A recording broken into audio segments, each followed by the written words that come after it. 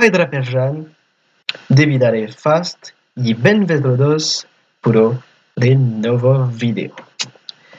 Et donc voilà l'introduction de cette nouvelle série. Bonjour à tous, on se retrouve pour l'épisode 1 de la série du Shoirane. J'espère que vous allez bien. J'espère que vous êtes en forme. J'espère que l'épisode 0 vous aura plu avec la présentation. D'ailleurs, je l'ai mis en première live, première YouTube. Je ne ferai pas ça avec tous les épisodes. Hein.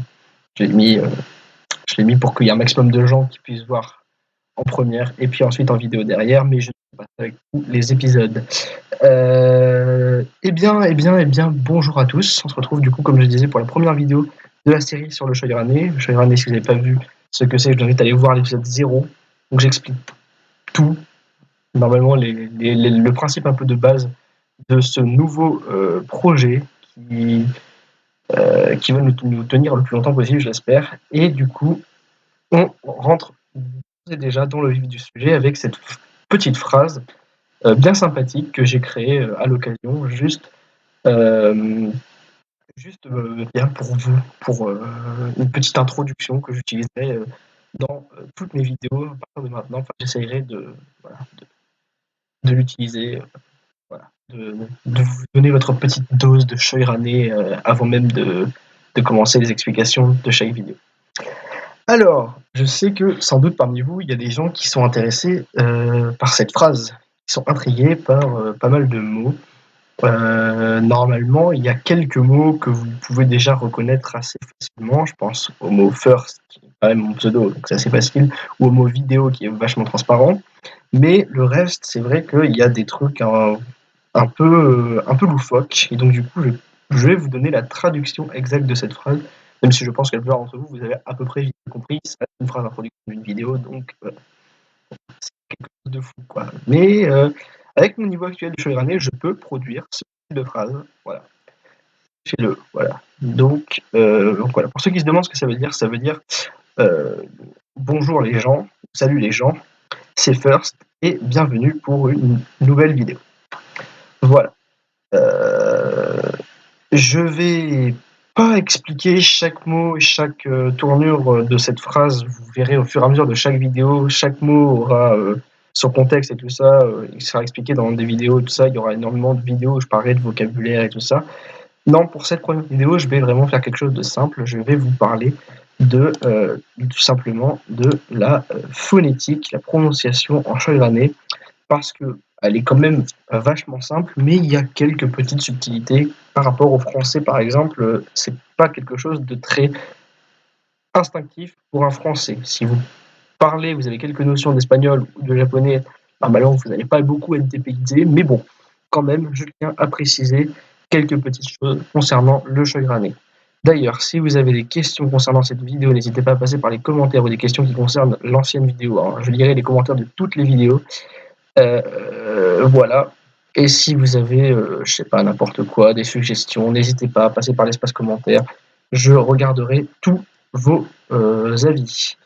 Alors, on va commencer par la prononciation du Shoirane et donc l'alphabet Shoirane, qui est composé de toutes les lettres telles qu'on les connaît, nous, en français ou en espagnol ou dans toutes les langues. Il n'y a pas de symbole chelou, comme je le disais dans la vidéo de présentation.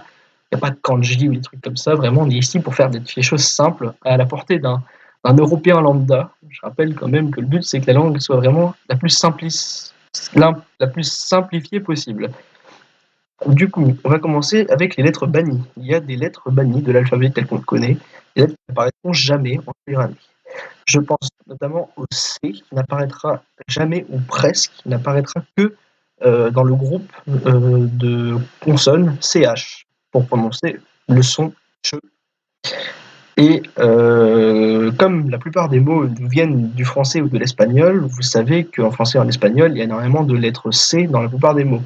Et donc du coup, pour donner un petit tips aux gens, si vous voyez un mot Shoirane prononcé et que il vient d'une racine française ou espagnole, si vous vous dites dans la racine française ou espagnole il y a un C, s'il est devant un A, un O ou un U, remplacez-le instinctivement par un K en Shoirane.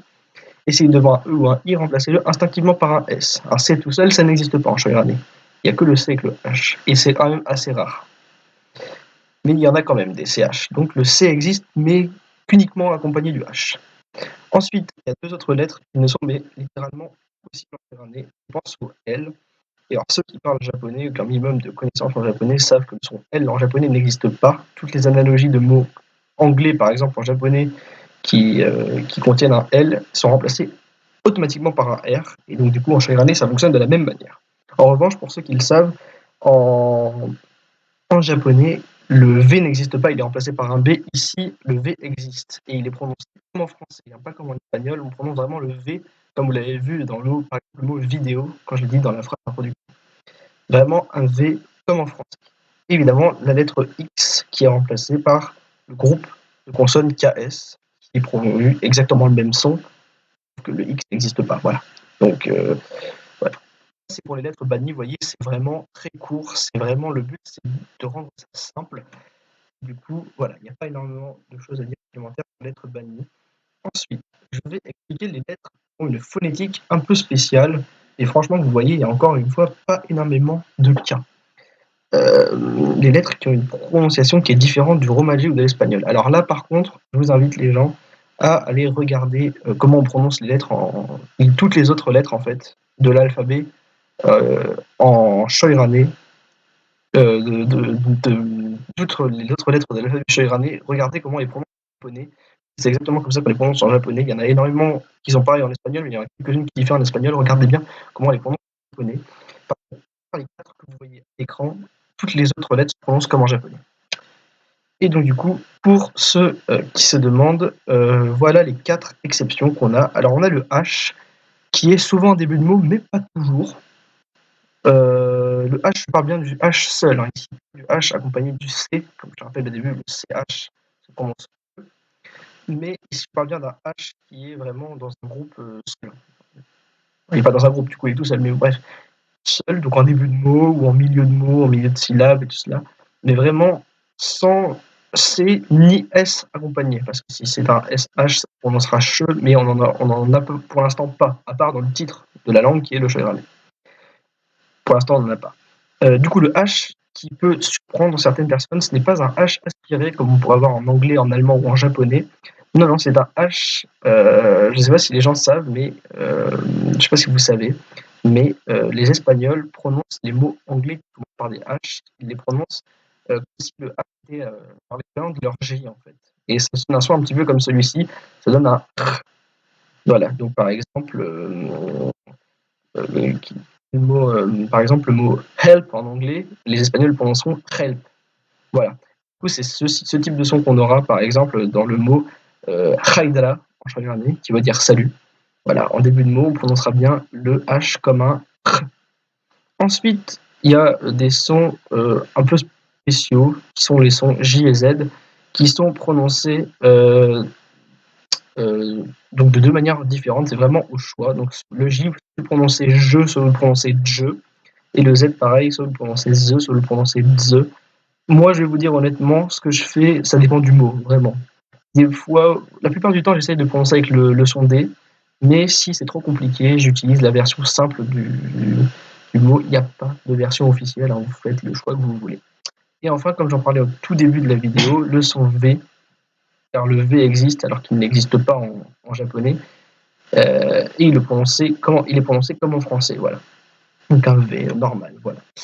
Ensuite, on va passer à la dernière partie de cette vidéo sur les lettres et les prononciations en shoirane, avec des cas particuliers. Voilà. Donc le cas du W et du Y.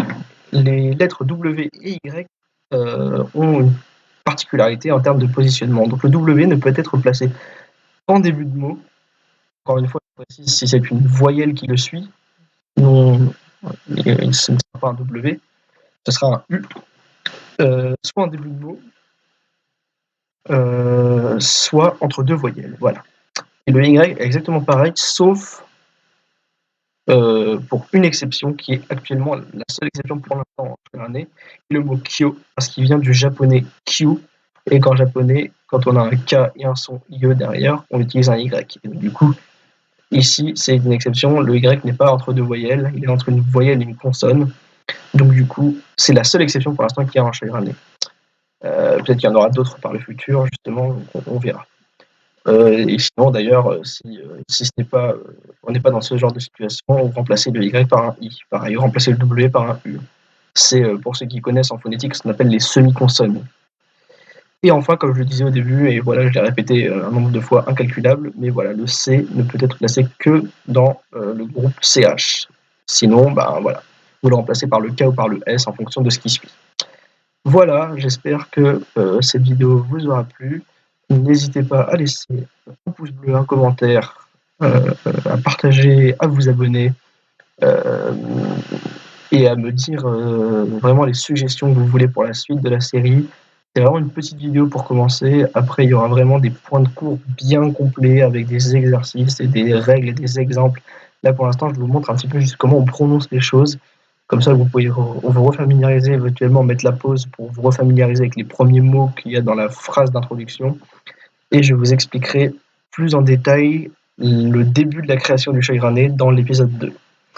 Merci à tous d'avoir suivi cette vidéo. On se retrouve la prochaine fois pour un nouvel épisode. Allez, ciao.